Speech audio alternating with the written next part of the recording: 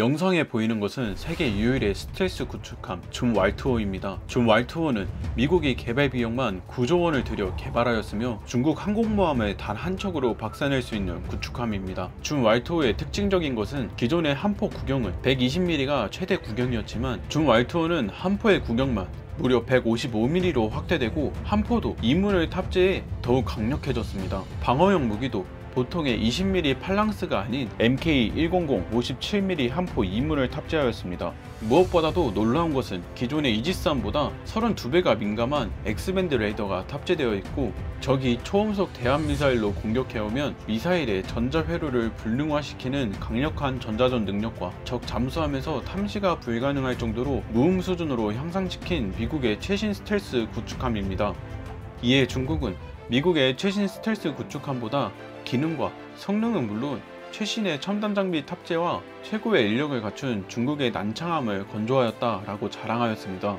중국 인민해방군의 해군은 사상 최대 규모 전투함인 중국판 줌 왈투로 불리우며 0550 1번함 난창함이 상둥반도 칭다오 해군기지에 12일 취역했다고 발표하였습니다. 난창함은 중국이 주변 국가들과 첨예하게 대립하고 있는 남중국해 남해 함대에 배치될 것이라는 예측이 많았지만 항공모함 랴오닝과 산둥함은 스키 점프식 이륙 시스템을 가지고 있으며 항모가 20노트 이상의 기동 속도를 유지하면서 불어오는 맞바람을 제대로 이용해야만 함재기가 이륙할 수 있는 상황으로 바다의 풍속과 풍량에 영향을 많이 받는 것은 전처 작전 활동에 치명적 단점을 가지고 있으며 중국이 자랑하는 항공모함이지만 어딘가 부족하고 제약을 많이 받는 항공모함을 대신해 중국 해군 전투함 중 가장 크고 강력한 난창함이 남중국해에 배치된다면 주변국에 상당한 경고 메시지가 될 수 있기에 주변 전력무기 대부분을 남중국해에 집중적으로 배치해왔습니다.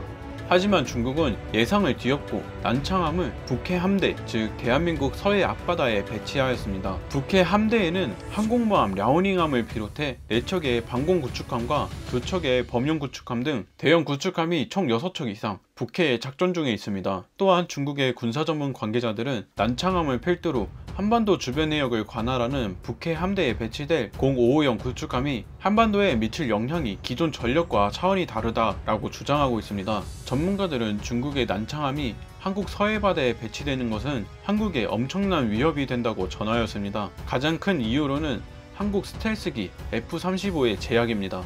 난창함은 트리플 밴드 능동전자주사식 위상배열 레이더를 탑재하고 있으며 미국의 AN-SPY-1 계열 레이더와 같은 S밴드를 사용하는 메인 레이더를 중심으로 초장거리 탐색과 스텔스기 탐지에 유리한 UHF와 VHF 주파수를 사용합니다. 이 주파수는 정밀 탐지가 어려워 군에서 외면받고 사라질 위기에 있었지만 이 주파수의 대형 레이더 탐지 거리가 수백 킬로미터 이상 된다는 점을 고려할 때 난창함이 우리나라 서해 앞바다를 간접적으로 통제권하에 둘 수 있다는 우려가 생기고 있습니다. 이렇게 된다면 한반도 상공을 비행하는 한국 공군과 미국 전투기의 활동을 한눈에 볼 수 있는 상황이 나오게 되고 난창함을 최소 20척 이상 건조할 계획이라 발표하는 상황에 서해바다 주변에 7척의 구축함이 배치될 것이란 전망입니다. 이에 따라 중국 군사 관계자들은 한국은 중국 손바닥 안이라는 주장이 제기되었지만 한국의 국방과학연구소와 해군은 그렇지 않았습니다. SSM-700K 해성은 한국이 국내기술로 독자 개발에 성공한 함대함 순항유도미사일로